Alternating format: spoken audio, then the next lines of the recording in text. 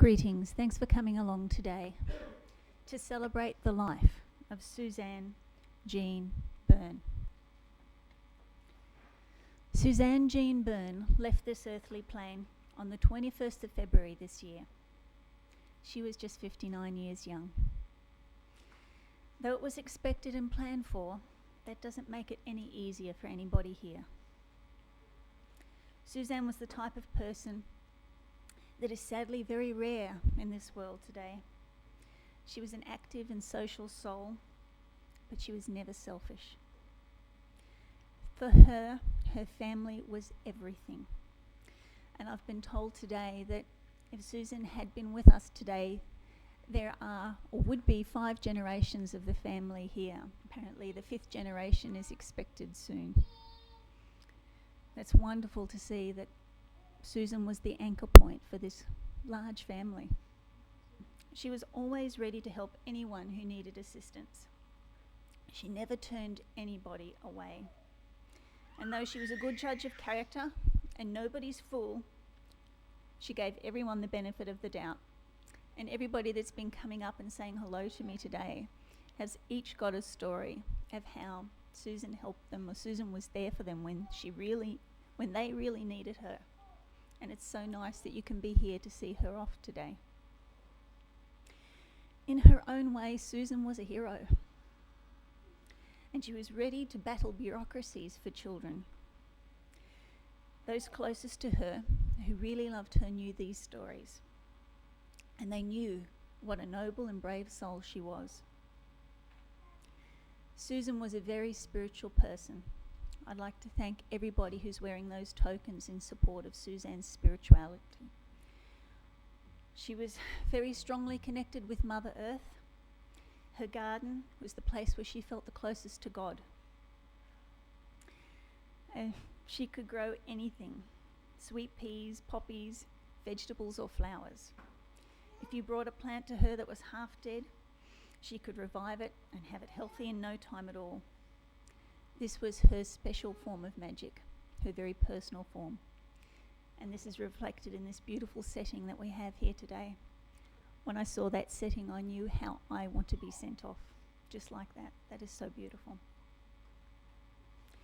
She planted by the cycles of the moon. She understood how it affected her beloved garden, and also the things that she loved doing, like fishing and going to the beach. Understanding these cycles, Susan realised that death is a natural part of life. It's part of the cycle, and when her body and the seed of her soul are returned to the ground, that her essence and the precious gifts that she brought to this world will one day again return as one of her very dear children that she loved so much. Susan was very, very close to the spirits of nature. So today, we will celebrate her passing according to her deeply held beliefs, so that her truly worthy spirit can return again. Today, we'll call the spirits of place to come and be her guard of honour. These forces will guard her and protect her and escort her on her journey through to the summer lands, where the gardens always grow green and fresh. So we have this wonderful symbol of the 4 directions here in the middle of this church. So I'm just going to move to the centre of the church and call in the 4 corners.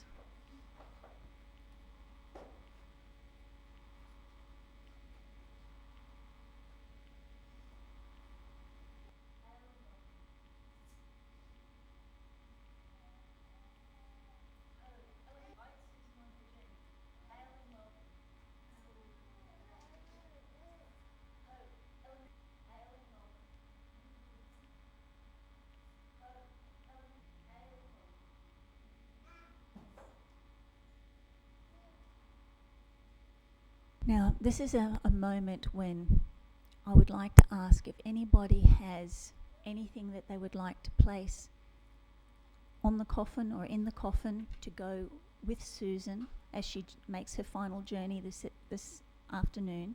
If you'd like to come forward and place any well wishes, come forward to the coffin itself and just say a goodbye to Susan.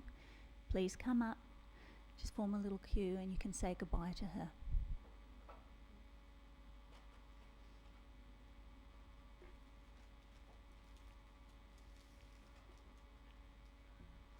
While everybody's coming forward, I'm just going to say a traditional chant that Susan was quite familiar with. We all come from the mother, and to her we shall return like a drop of rain, flowing to the ocean. Sage and crone, wisdom's gifts shall be our own. Crone and sage, wisdom is the gift of age. We all come from the Father, and to him we shall return like a spark of flame, rising to the open sky.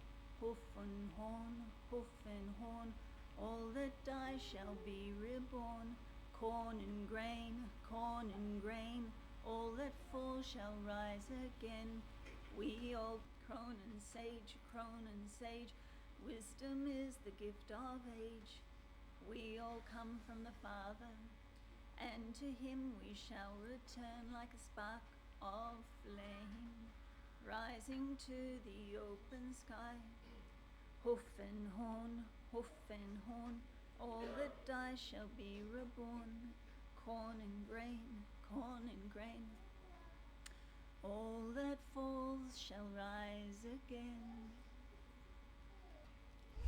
I've been told that there's many personal and cherished stories that you have of Susan. If somebody has one that they'd like to share, I'd love you to come forward now, come up to the microphone and share it. Grandma's most fondest memories were the ones she had at Seaforth. I'd just like everyone to think of Seaforth and just remember how happy Grandma was there, and that's where she is now.